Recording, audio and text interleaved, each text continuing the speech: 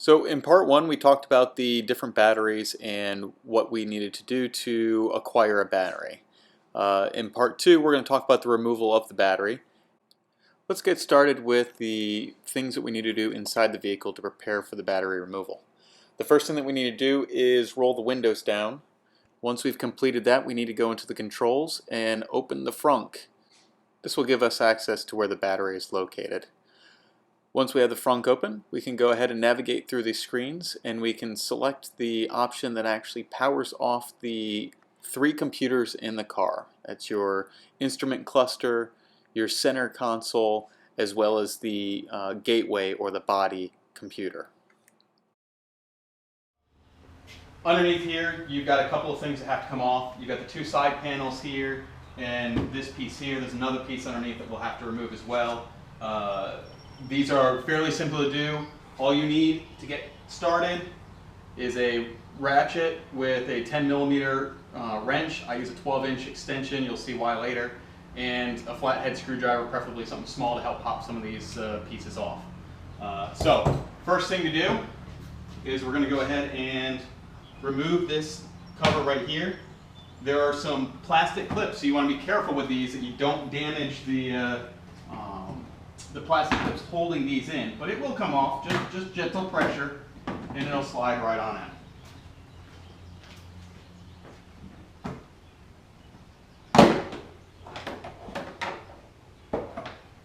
Just plastic, it'll fit nicely.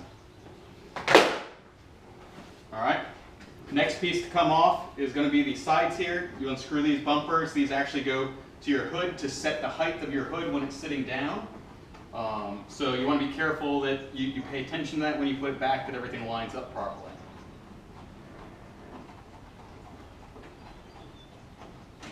I'll go ahead and take the pieces and parts and put them inside of the frunk.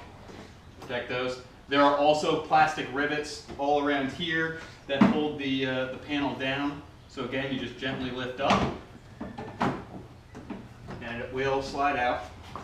Just be very careful when you're pulling things out that you don't break the plastic. Another piece there. Here you can see that there's 3 tabs that go along the sides.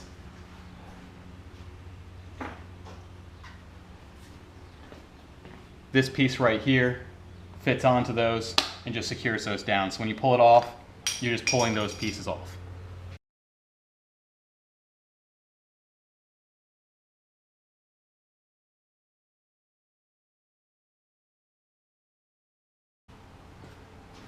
I'm going to start at the top here. You'll get the first piece to pop off up there. And it kind of comes around the edge there. And you got these last pieces down here that pop off. It slides right out. Okay. Next piece that needs to be removed. There are plastic pops or rivets or whatever you want to call these right here and right here. These just need to come up in order for you to be able to move this piece out of the way. So I'm going to go ahead and pop these off first, just so I don't try to force it. You can see the way that this mechanism works. You get a flathead screwdriver underneath there, and it lifts those up. Just pops up and down.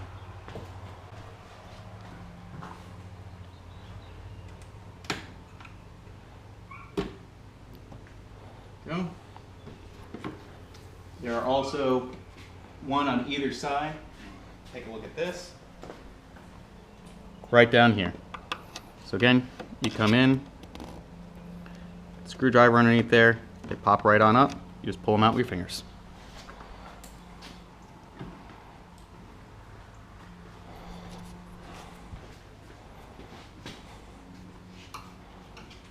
One more on this side, same as the other side.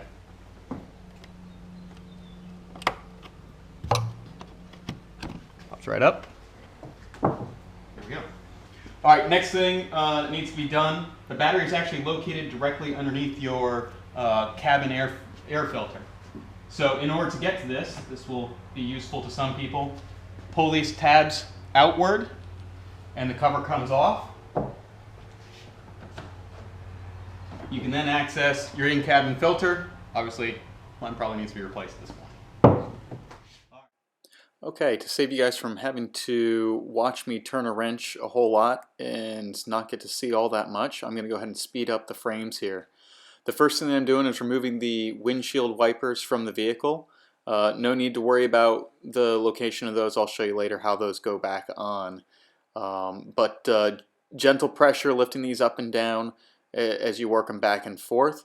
The two bolts on the ends of the arms are 17 millimeter. Okay, now that we have the windshield wipers out of the way, we can go ahead and lift the plastic cowl that's underneath them out of a small channel at the base of the windshield. So next I want to show you where you're trying to get to. There's 4 bolts underneath the hood that are for your in-cabin filter. You want to go ahead and remove all 4 of those bolts and the plastic pieces in your way.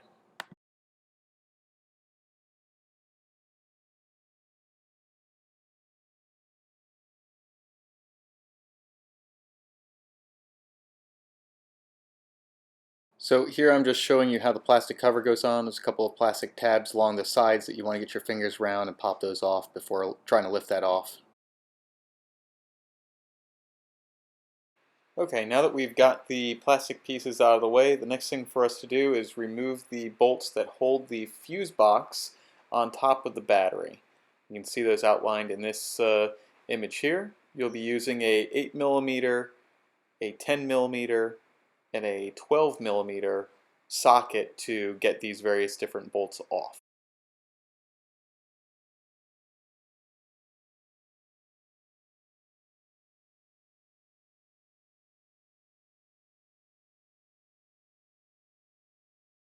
You'll notice that I like using a 1/4 inch ratchet for this part. This prevents me from having too much torque on the bolts and keeps them from stripping out or breaking anything. Now that we have the fuse panel out of the way, we can go ahead and remove the battery strap, which is the brown metal strap you see in this image that is holding the battery in place. Once you have the battery strap out of the way, you should be able to gently lift the battery out of place and put it to the side.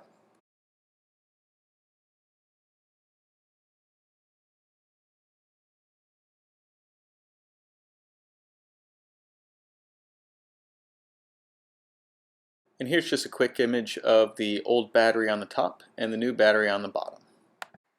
In the next video, I'll walk you through the steps that's required to reinstall your battery. Thanks for watching, and I'll see you at a supercharger.